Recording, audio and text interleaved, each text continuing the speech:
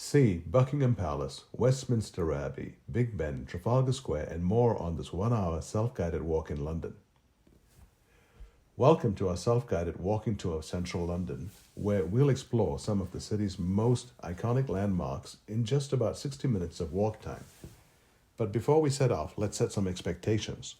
While our walk itself will take around an hour, we will be passing several must-see sites.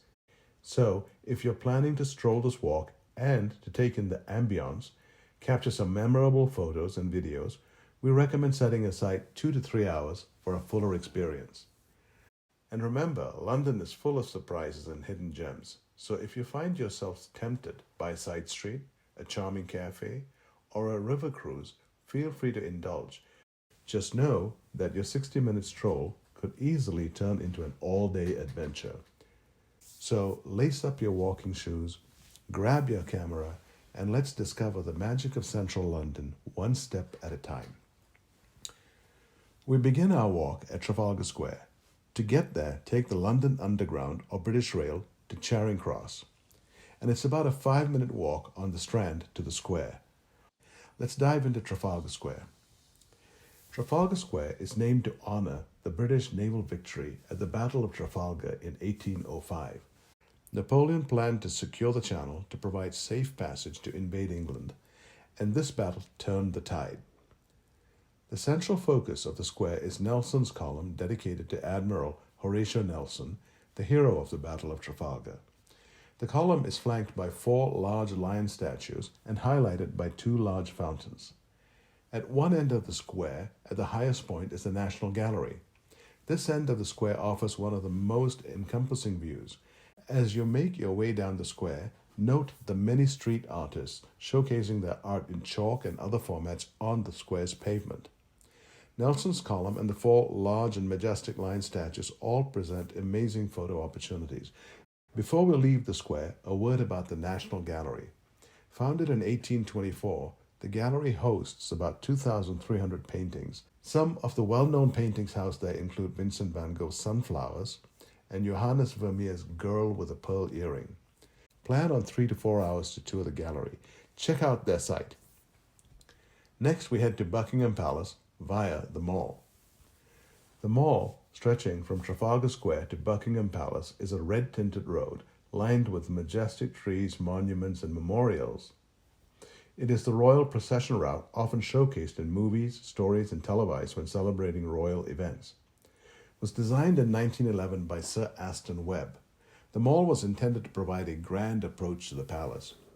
Strolling to the palace along the mall, on your left is St. James's Park. One could complete part of the stroll to the palace through the park, or even wander deeper into the park to the lake, where you might see pelicans who make this their home.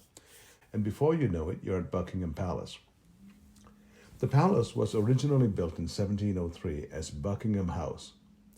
Over the years, it was renovated and expanded to become the official residence of the British monarch in 1837. One of the great tourist draws is the changing of the guard, which is accompanied by stirring military music and drill pageantry. If this is on your bucket list, check the schedule. It's usually on Monday, Wednesday, Friday, and Sunday at 10:45 a.m. and lasts about 45 minutes. The palace gardens cover about 39 acres, and visitors can stroll along the lawns and flower beds. There are guided tours during the summer, although advance reservation is recommended. Next, we make our way to Westminster Abbey. From the palace, take Spur Road to join Birdcage Walk, which turns into Great George Street, and then take a right onto Parliament Square. As you make your way to Westminster Abbey, note the Mahatma Gandhi statue on your left, and just after that, the Supreme Court on your right. Westminster Abbey was founded over 1,000 years ago and has served as the site of coronations, weddings, and funerals for members of the royal family. It is a living museum with memorials and monuments. Specific things to see while in the Abbey include Poets' Corner, the Coronation Chair, the Royal Tombs, the Lady Chapel, Pick's Chamber, the Cloisters, and the Chapter House. Geoffrey Chaucer, Charles Dickens, Sir Isaac Newton, and Stephen Hawking are interred here. Leaving the Abbey, we turn right onto Broad Sanctuary, making our way towards the Palace of Westminster, which is the home of the UK Parliament. Approaching Westminster Palace, turn right on Abingdon Street for a couple of minutes to view the statue of Oliver Cromwell on your left. Westminster Palace, or the Houses of Parliament, was constructed in the 11th century. The palace was the home to the kings of England until the 13th century, when a large portion of the palace was converted to the home of the Parliament of England. Westminster Palace houses the House of Lords and the House of Commons, and while there are ongoing conservation efforts, the palace is still in need of repairs. Tours of the palace are available in various formats, though advance booking is once again recommended. Reversing our walk back down Abingdon Street, we find ourselves at Big Ben in a few minutes. Big Ben, often referenced as a separate attraction, is actually a part of the Palace of Westminster. Completed in 1859 and named the Clock Tower, it was later renamed to the Elizabeth Tower in honor of Queen Elizabeth II, although it is still more commonly known as Big Ben. It rises about 316 feet and is over 23 feet in diameter.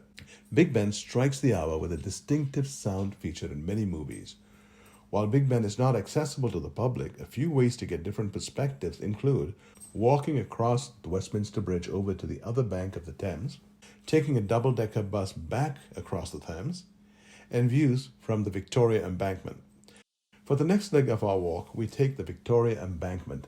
Descending to the embankment, we're met with a statue of Boadicea and her daughters, a Celtic queen.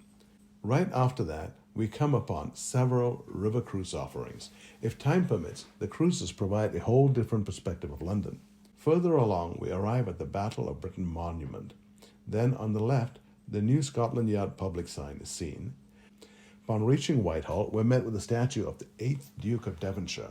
The building to the right is the old War Office used by Winston Churchill as headquarters during World War II. On the other side of Whitehall are the Royal Horse Guards. While not on our route, a 4-minute walk left on Whitehall takes you to Downing Street, past the Cabinet offices on your right. Since 1735, it served as the official residence of the Prime Minister and is also used for cabinet meetings. A right turn takes us back to Trafalgar Square. Before we end the self-guided walk at Trafalgar Square, head up to the northeast corner of the square and cross over to St. Martin-in-the-Fields, a Georgian church, for some final photos and videos of Trafalgar Square. With the self-guided tour completed, it's time for refreshments. Make your way up the Strand past Charing Cross to many options. Note that there are several options within Charing Cross Station. For a slightly off-the-path experience, turn right at Villiers Street. As you make your way down Villiers Street, there are several options to your left, including the Princess of Wales pub, a pret-a-manger, Korean and Japanese options, and right before the Victoria Embankment Gardens, Gordon's Wine Bar. The gardens are a wonderful place to picnic.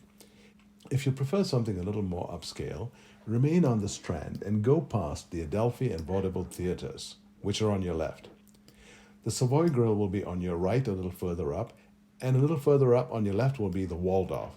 Keep an eye out for other London walks and upcoming videos. And in closing, here you have the complete map. Thanks for watching and join us on our next walkabout in London.